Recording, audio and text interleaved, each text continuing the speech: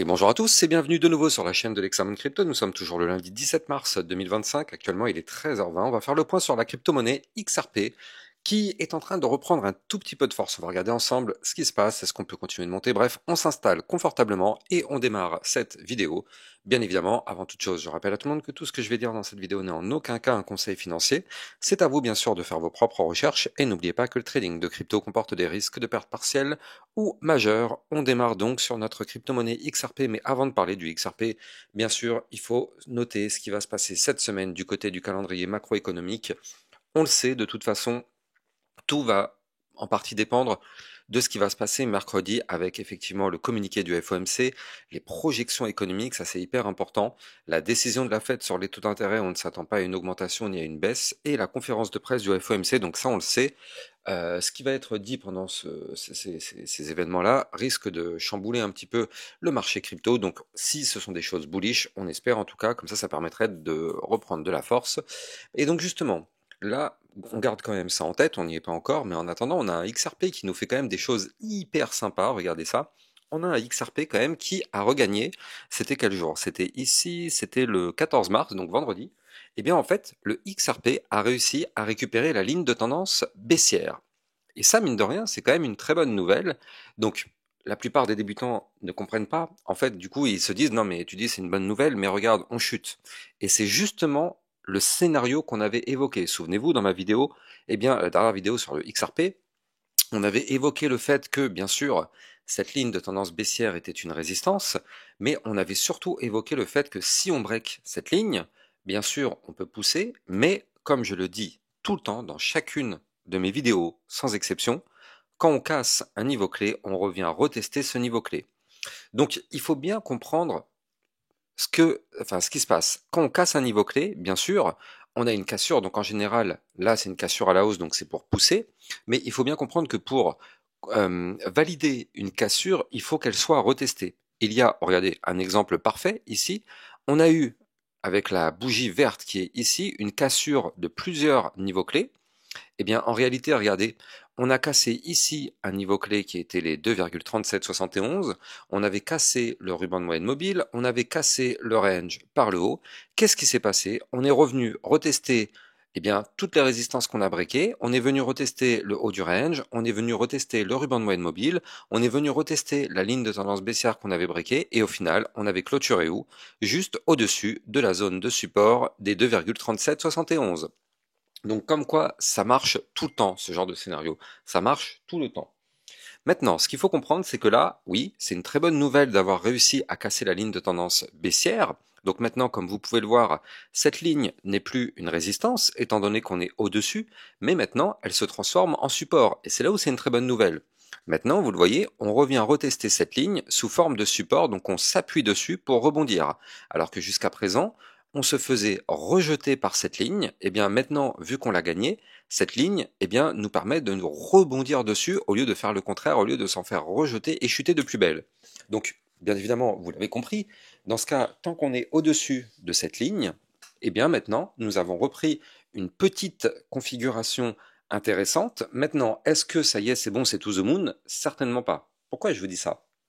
Parce que là, souvenez-vous, cette zone de résistance, là, ici, les 2,3771, eh bien, en réalité, c'est un niveau clé avec lequel on a pas mal dansé depuis quand même pas mal de temps. Ici, à chaque fois, on a essayé de le récupérer, on l'a perdu, on a essayé de le récupérer, on l'a perdu. C'est le niveau clé qu'il faut absolument récupérer. Or, là, vous le voyez, on est actuellement en dessous. Donc ça, malheureusement, c'est ce qui nous empêche de nous, de nous permettre d'avoir une belle poussée haussière. Maintenant, nous, ce qu'on veut, c'est et d'une, récupérer cette résistance. Bien sûr, ce serait quand même une excellente nouvelle. Après avoir récupéré la ligne de tendance baissière, récupérer cette résistance, ce serait vraiment une excellente nouvelle. Et juste au-dessus de la tête, on voit ici qu'on a le haut du ruban de moyenne mobile. Vous la voyez, cette petite ligne qui est là à 2,4349, c'est le haut du ruban. Donc ça veut dire quoi? C'est-à-dire que si on casse la ligne dont je vous ai parlé, plus le haut du ruban de moyenne mobile, ça veut dire que clairement, au-dessus de notre tête, on n'aurait plus grand-chose entre ce niveau clé et la prochaine résistance majeure qui se situe quant à elle ici à 2,6044. Donc là, c'est là où ce sera intéressant, c'est si on arrive vraiment à former ce pattern. Donc On va voir ce qui va se passer. Encore une fois, on n'a pas de boule de cristal, donc on ne peut pas savoir. On peut juste poser sur la table les différents types de scénarios possibles. Comme ça, on est prêt, ça nous permet d'anticiper au maximum. Maintenant, on a beau poser sur la table les scénarios. Si, dans l'après-midi, par exemple, le Bitcoin se met à chuter, vous l'avez compris, hein, le XRP, comme toutes les autres crypto-monnaies du marché, vont bien évidemment dégringoler à la seconde même où le Bitcoin va commencer à cracher. Mais pour l'instant, quand même, on est toujours sous le coup de cette belle petite divergence haussière du côté du XRP. Donc là, pour l'instant, cette divergence nous a permis justement de récupérer la ligne de tendance baissière. Et maintenant, pour valider tout ça, on n'a pas le choix, parce que là, c'est pas gagné. Je rappelle que vraiment, pour qu'on puisse se sentir en sécurité, il faut repasser maintenant, ici aussi, au-dessus du haut du range, à 2,60, comment c'était 2,6044, je crois, voilà, c'est ça. Maintenant, c'est le prochain niveau clé qu'il va falloir récupérer si on veut se sentir beaucoup plus en sécurité. Maintenant, pour les connaisseurs, on est quand même, il faut le dire, sur une structure intéressante du côté de notre crypto-monnaie XRP. On est sur une structure, donc là vous allez mieux le voir de cette façon-là, vous allez mieux le voir en vue long terme. Il faut bien sûr se dire que d'un point de vue un peu plus long terme, du côté du XRP, bon, on a une épaule, tête, épaule. Donc ça, cette figure-là, elle n'est pas validée heureusement. Si elle se valide, on le sait, c'est une figure chartiste baissière. Mais bon, pour l'instant, elle ne se valide pas.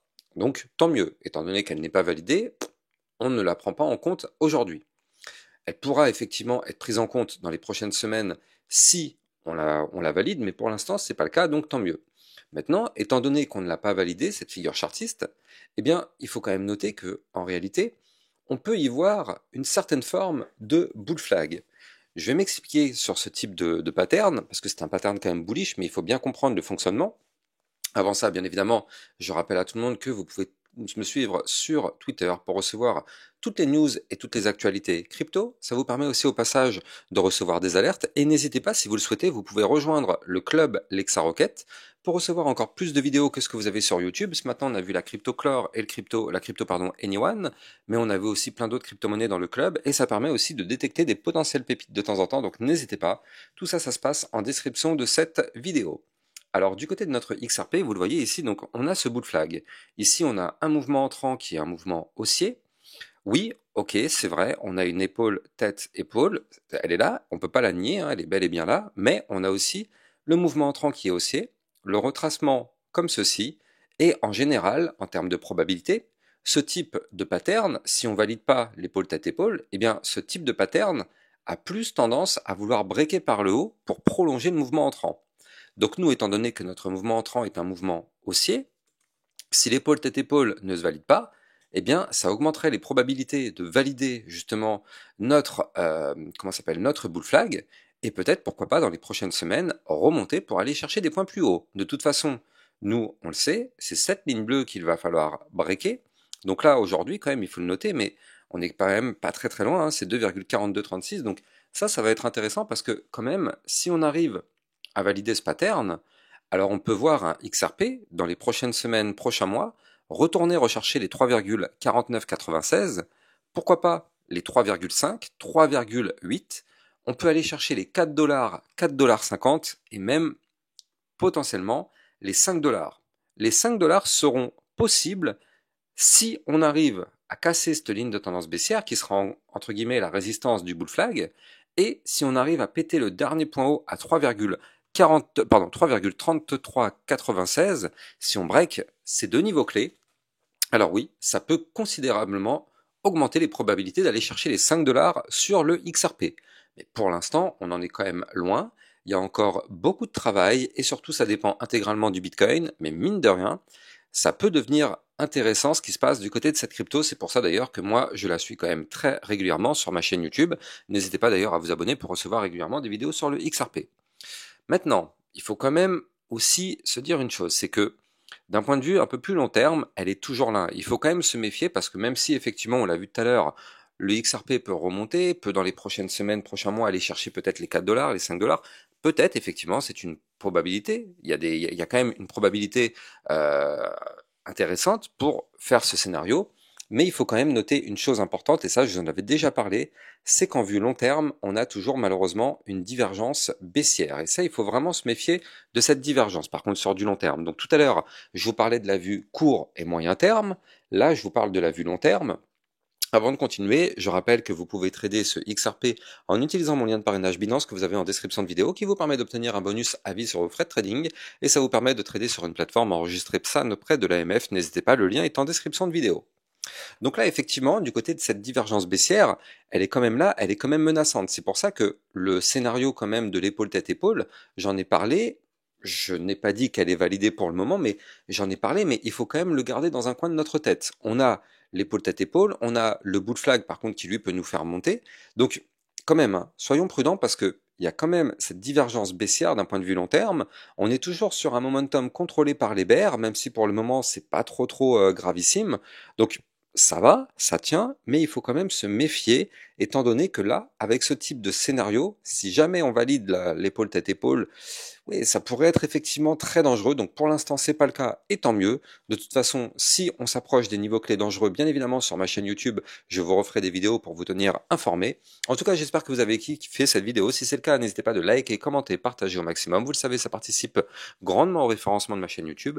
Et n'oubliez pas de vous abonner pour recevoir tous les jours 1, 2 à 3 vidéos concernant le Bitcoin et les altcoins. Je vous souhaite une bonne journée. Je vous dis à plus tard. Ciao, ciao. Bitcoin, Ethereum, you know the drill. Lost it all but came back.